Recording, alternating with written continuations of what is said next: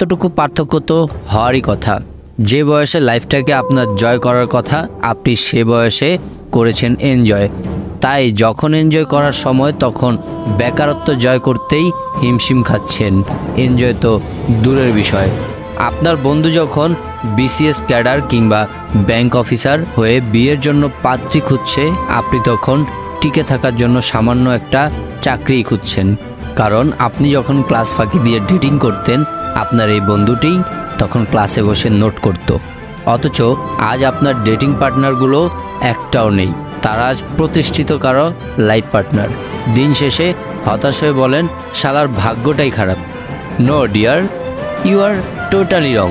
আপনার ভাগ্য আজ আপনাকে এখানে আনেনি, আপনি আপনার ভাগ্যকে এত নিচে নিয়ে এসেছেন। বাড়ির পাশে ময়লা ফেলে তা থেকে কিভাবে ফুলের সুবাস আশা করেন? কাজ যা করেছেন, রেজাল্টও তাই।